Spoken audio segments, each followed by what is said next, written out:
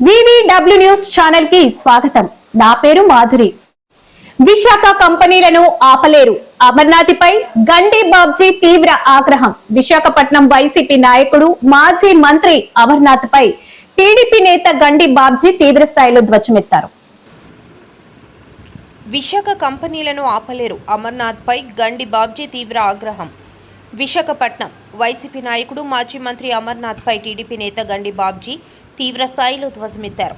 అమర్నాథ్ తెలిసి తెలియని పరిజ్ఞానంతో తమపై ఆరోపణలు చేస్తున్నారని ఆయన ఆగ్రహం వ్యక్తం చేశారు.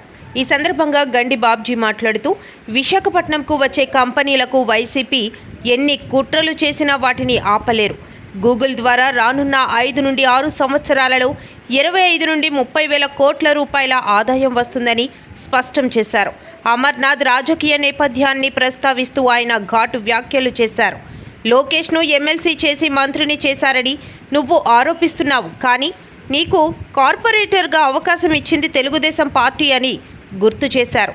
అమర్నాథ్ తీరును విమర్శిస్తూ కుక్కను సింహాసనం మీద కూర్చోబెడితే దాని బుద్ధి మారదు, నీ తీరు కూడా అలాగే ఉంది అంటూ గండి బాబ్జీ ఘాటు వ్యాఖ్యలు చేశారు.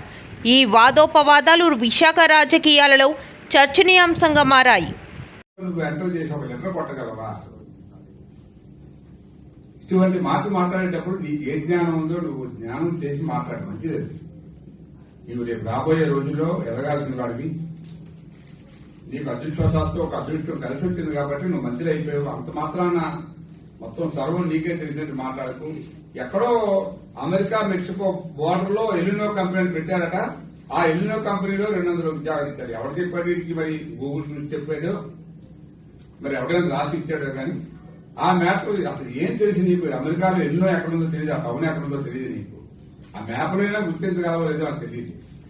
నువ్వు మాట్లాడేటప్పుడు చాలా దూరం అద్దె పెట్టుకుని మాట్లాడు. ఈ విశాఖకు వచ్చిన ఫ్యాక్టరీలు కానీ లేకపోతే ఏవైతే ఐటీ కంపెనీలు కానీ నువ్వు కానీ నీ గురువు కానీ చచ్చినా ఆపలేదు. ఈవేళ ఆర్సల్ మెట్లు మీకు ఒక ముఖ్యమైన విషయం చెప్పాలి. కర్ణాటక ప్రభుత్వం ఆల్మోస్ట్ ఆ ల్యాండ్ అలాట్ చేసింది ఆర్సల్ మెట్లకి. 2000 ఎకరాలు అడిగేది ఇచ్చారు. కానీ దానికన్నా మన వాళ్ళు కొన్ని మంచి ఇన్సెంటివ్స్ ఇస్తామని చెప్పి గౌరవంగా ఆ కంపెనీని ఆహ్వానిస్తే అక్కడ క్యాన్సిల్ చేసుకుని ఇక్కడ రావడం జరిగింది. ఇప్పుడు మీరు ఒక 3,000-4,000 మందికి ఉద్యోగాలు ఇచ్చినప్పుడు తప్పేముందని గవర్నమెంట్ ఫ్రీగా ల్యాండ్ ఇవ్వడంలో ఫ్రీగా ఇవ్వాలి. గతంలో చాలా కంపెనీలకి కొన్ని ప్రభుత్వాలు ఫ్రీగా ఇచ్చాయి. వేరు చిన్న చిక్క కంపెనీలు భూములు కొట్టేసి ఉద్యోగాలు ఇవ్వకుండా వెళ్ళిపోయే కంపెనీలు అయితే ప్రభుత్వం చేతిలో ఎప్పుడైనా రాసుకోవచ్చు ఆ భూమి. అటువంటి అవకాశం మనకు ఉంది కాబట్టి ఈవేళ మనం ఈ ఇన్సెంటివ్స్ కొంచెం భారీగా ఇచ్చి తద్వారా ఇప్పుడు మనకి అట్ ఏ టైమ్ మనకి డబ్బు రాదు. ఇవాళ 22,000 కోట్లు గూగుల్కి ఇచ్చామనుకుందాం అన్ని సబ్సిడీ ద్వారా. దాని ద్వారా వచ్చే అమౌంట్ మీకు లెక్క వేసుకుంటే 5 ఏళ్లలో దగ్గర ఈ రాష్ట్రానికి సుమారు 25 నుంచి 30 వేల కోట్ల రూపాయల సంవత్సరానికి ఆదాయం వస్తుందంట. మనం లాంగ్ టైంలో ఉన్న ఆదాయం లెక్క వేసుకొని మనం ఇప్పుడు ఆ కంపెనీలకి దాంతోపాటు ఉద్యోగస్తులు మనం పెట్టుకోవడానికి అవకాశం దొరుకుతుంది. వాళ్ళ ద్వారా వాళ్ళ జీతాలు మళ్ళీ మనకి జీడీపీ ద్వారా ఈ స్టేట్ కి ఆదాయం వస్తుంది. ఇన్కమ్ ట్యాక్స్ రకరకాలుగా ఆదాయాలు వస్తాయి తప్పితే ఒకసారి కంపెనీ పేమెంట్ మనకి ఇచ్చేదే. ఇది తెలుసుకుని మాట్లాడి మీరు చేస్తే బాగుంటుంది. ముఖ్యంగా మీరు ఈ సీసీటీవీలో పెట్టామని చెప్పారు కంపెనీలు. చెప్పండి ఎన్ని పెట్టారు, అవి చూపించండి మాకు. సీసీటీవీలో పెట్టారంట ఈ కంపెనీలు.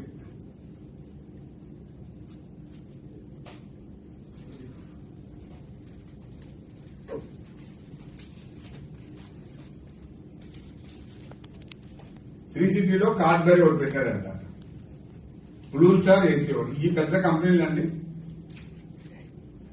ఈ 2 కంపెనీలు మేము పెట్టించాం. 3 కంపెనీలు బ్రహ్మాండంగా ఉద్యోగాలు వచ్చాయంటే సిగ్గుండాలి. మీరు ఏం మాట్లాడుతున్నారు? నేను మీ ద్వారా కోరేది ఏమిటంటే నీకు డేటా ఉంటే పట్టుకుని రమ్మన్నావు కదా, నీకు వివరణ ఇవ్వాలని చెప్పి అడిగావు కదా, నీకు ఏ వివరణ కావాలి? గూగుల్ డేటా ద్వారా ఈవేళ 22,000 కోట్లు నిజంగా ఇస్తాం. 20,000 కోట్లు ప్రభుత్వం ఇస్తుంది. దానికి తగ్గ మేము ఆ ప్రతిఫలాన్ని పొందుతాం.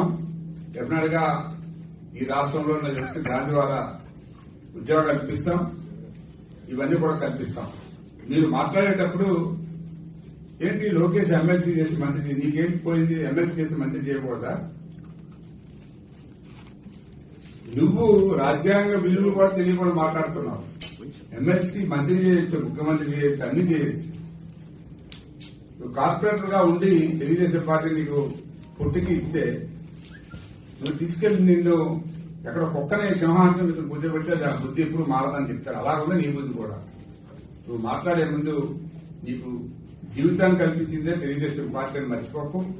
నువ్వు ఏదైనా ఉంటే ఓ డేటాతో రా, కంప్లీట్ డేటాతో రా. నీకు ఇప్పటికే